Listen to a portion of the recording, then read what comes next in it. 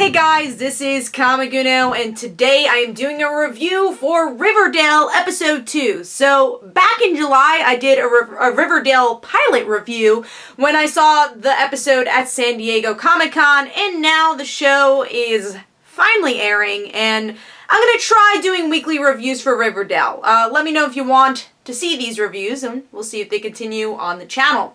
But let's start talking about Episode 2.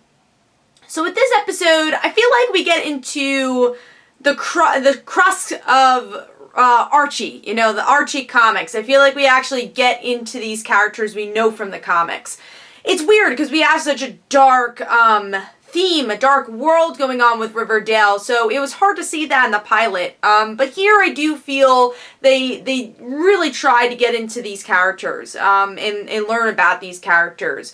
Finally, we get to see a bit more with Jughead, and Jughead and Archie's friendship, where we don't really know why they are in a fight, but they finally make up in this episode, and you have the four friends together by the end of this episode. We get to see Veronica, Betty, Jughead, and Archie hanging out. Kind of the start of this iconic friendship. But what was especially important was that Jughead found out about Archie dating his teacher, and thank God that story kind of ends in this episode, or at least is resolved a bit more. Archie kind of realizes that he was being not used by his teacher, but it wasn't really a fair relationship. It seemed like the teacher was a bit more selfish in the relationship than Archie, really. And Archie just wants to say, hey, I heard this gunshot at 6 a.m. This might help out with the investigation. So you get to see this kind of kinder side of Archie, which was missing in the pilot.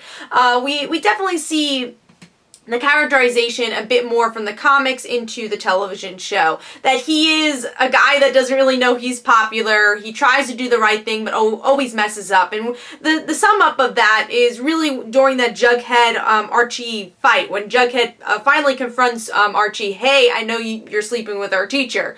And Jughead even says, I miss that guy who, even though he always made mistakes, he tried to make it right. And it's Jughead who really brings Archie to say, all right, I gotta figure out this situation. And then you also have that interesting Betty and Veronica relationship here. Veronica is still, I think, being one of my favorite characters, but Betty kind of stepping up her game a bit more. Not being scared of her personality, but getting a bit of a spine, especially with her mom. Her mom says, hey, you can't hang out with Archie, can't hang out with Veronica, so she kind of does the opposite of that. Say, all right, well, I'm going to hang out with them. And you learn a little bit about her sister, that she hasn't even seen her sister since she's gone away, and it doesn't seem like her mother wants her to. So that might be added into the mystery of Blossom's death here, because Polly is connected to that.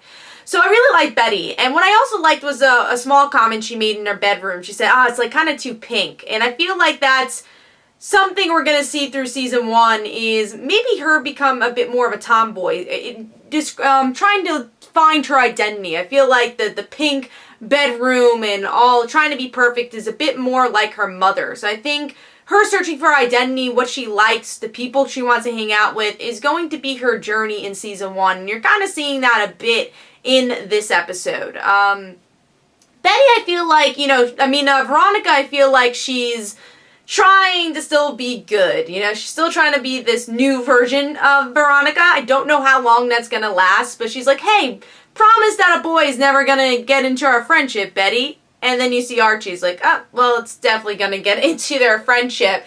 But you do wonder how long Veronica is going to kind of stay this nice girl, because that's not really Veronica's personality, and I think they're trying to show that. It's like, oh no, that was the old me. It's like, how long will it take until you get back to the old you? Other characters we see, Reggie, we see a little bit more. I still don't love his character. I want to see a bit more than just him being a bully. I feel like there's more than that. Kevin, I still feel like he kind of goes into cliche routes for his character. Want a lot more from Kevin. I think Kevin and Moose's relationship could be really interesting once they play that. They're kind of playing with it in this episode, but I want to see that a little bit more. And then Cheryl is kind of this really creepy, awesome villain in this episode, because she says, oh, I know I'm guilty. What I like about Cheryl is that you don't know her motives at all. Not because, maybe she doesn't remember that night, but because she doesn't really act on the norm of society. She kind of had that weird relationship with her brother. She has a lot of emotions going on, so you don't really know where Cheryl's at, and I think that kind of makes her this really interesting enigma of a character with this episode. So I thought this was a big improvement, this episode. I don't know if the characters are perfect. I feel like Jughead was a little bit more melodramatic than I wanted him to be, but there's definitely elements I really enjoyed with this episode, and if it keeps improving with every episode, I can really see myself enjoying Riverdale even more. But let me know in the comments below what you thought of this episode. This is Comic Uno. Don't forget to follow me on Twitter. Don't forget to like my Facebook page. Also, in the description below, there are links to my comic book, Like Father, Like Daughter. And don't forget to like the Facebook page of Like Father, Like Daughter. And I'll see you guys later. Bye.